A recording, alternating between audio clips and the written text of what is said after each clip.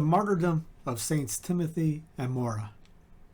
At a time when the Roman emperors maintained an unholy power during a period of great persecution, many martyrs, both male and female, through their witness in many a place proved faithful to Christ.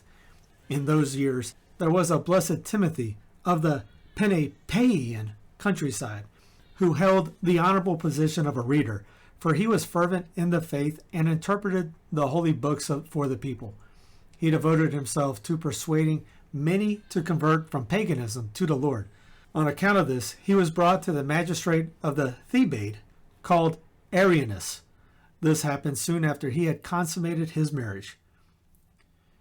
When he was asked for his name and rank, he answered, "My name is Timothy, and I am a reader." The magistrate replied, "And how have you not read the emperor's law, which orders that those who do not offer sacrifices to the gods are to be executed?" Timothy answered, "Those who have the Spirit of Christ do not follow a single word of these laws, but by carefully reading the word in the sacred books, they keep the law." The magistrate replied, "Give your books to me as well, so that I may grasp their power." Timothy answered, "Who would betray his own children to robbers to be slaughtered? But when I converse with these books, I delight above the pleasure of children." Arianus replied, "Take heed, in case your stubbornness bring you harm. But if you offer a sacrifice to the gods, everything will be forgiven." Timothy answered, "Since I am a Christian, I honor no God, but the true one." Thereupon the magistrate became angry, ordered that hot iron splits be thrust in his ears, and said, "Such punishments await those who refuse to obey royal decrees." And from the fire steam and the raging flame, the pupils of his eyes leapt out.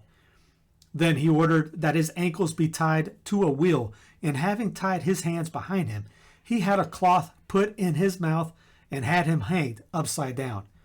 Since Timothy continued to give thanks to the Lord during his suffering, the magistrate ordered for his wife Maura to be brought forth, for he had learned that Timothy was newlywed and only 20 days had passed since they got married. Arianus spoke in secret to Maura, "See, your irrational husband has decided to die and leave you a widow. Go to him, advise him to offer sacrifices to the gods and be set free." After these words, he persuaded Maura and she left.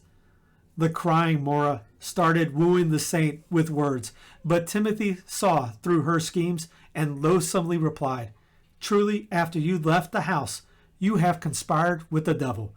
Are you not aware, O wretched woman, of what you are advising?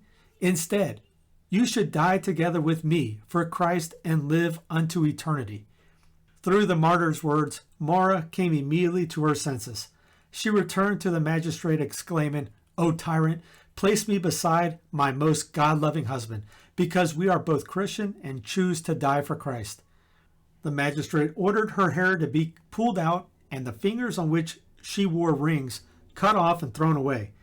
He also had a cauldron filled with water and heated, and then ordered that she be thrown in it.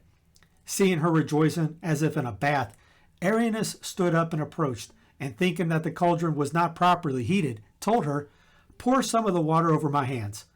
She did it, and immediately the skin peeled off from the magistrate's hands. Consumed by anger, he had her taken out of the cauldron, commanded that her mouth be filled with burning coal, and had her body scorched with lit torches. The magistrate was startled by the steadfastness of the saints, so he ordered the two of them to be crucified facing each other. Upon his orders, they crucified Timothy and Maura face to face.